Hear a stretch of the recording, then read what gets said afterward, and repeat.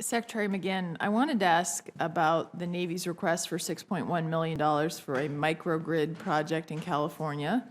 According to the documents, it says it will support non-essential functions.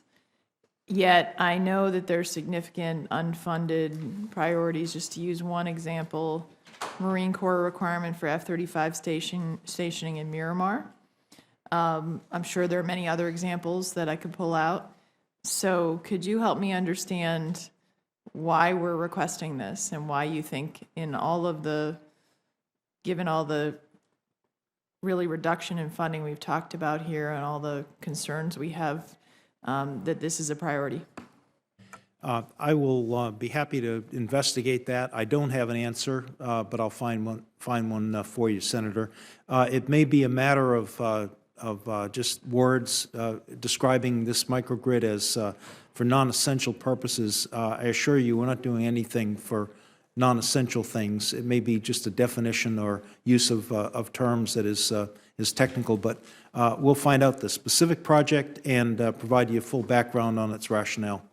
I appreciate it, because you can imagine when I read non-essential how that kind of makes me wonder. So if you'd get me more details on that, I'd really appreciate it. I really appreciate that, and I'm glad I never read non-essential in any of my fitness reports.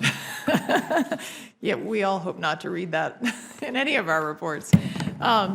Thank you. And Secretary Hammack, in your written testimony, you noted that the Army recently conducted a test and a temporary disconnect that was also referenced, I believe, by Senator Kaine at Fort Drum, New York, from the Energy Distribution Network, which is an important issue for us to understand as we think about threats to our grid, the vulnerability of our base and defense system to cyber attacks.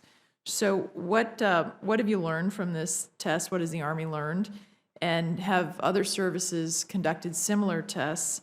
What are we doing? And can you maybe talk to me a little bit about what we're doing to make sure that we think about protecting our military assets from potential cyber attacks, potential other types of attacks that, you know, we even if we had a missile attack or something like that, that could impact our grid, that we have a plan to protect our military assets. Thank you for that question, and certainly the Fort Drum project is a delight that it worked. It's a combination of things that were tried. It was a decommissioned coal-fired plant that the private sector and the private sector's money rehabilitated into a biomass plant. It is taking clippings from the timber industry and using that for fuel. They're maintaining 3 months worth of fuel within a 5-minute radius so that they could survive an extended outage. And there was a requirement in the contract for them to put in additional technology to be able to disconnect from the grid. The power plant in and of itself serves twice the needs of Fort Drum. So it is supplying power to the local community in addition to Fort Drum.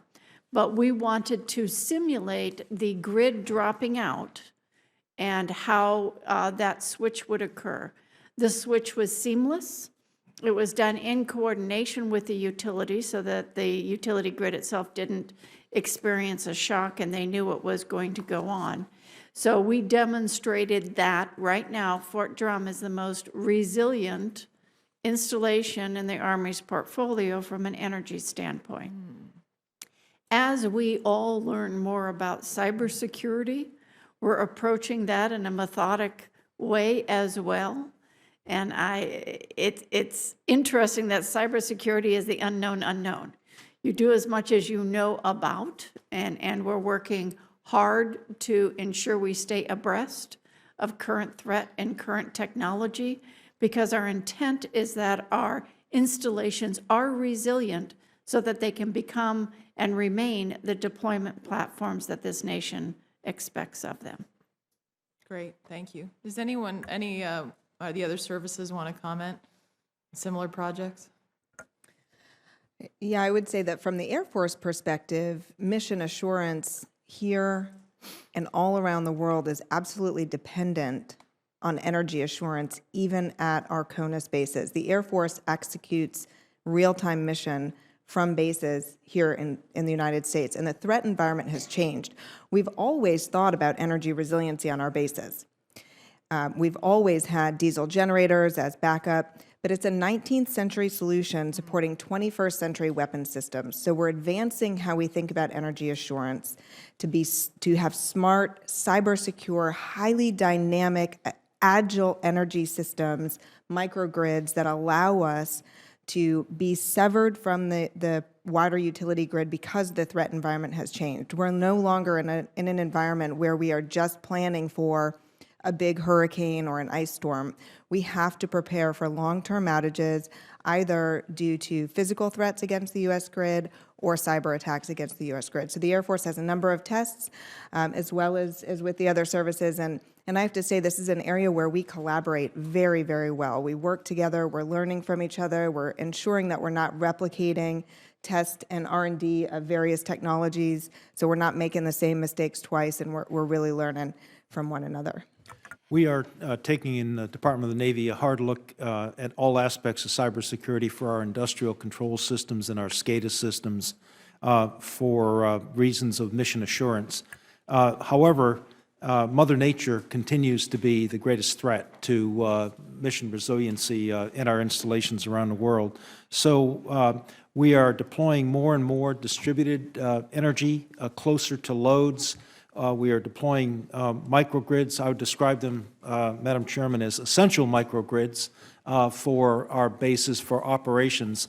And this is a process that has begun with the deployment of distributed generation assets. Some of them are renewable energy. Many of them are gas powered.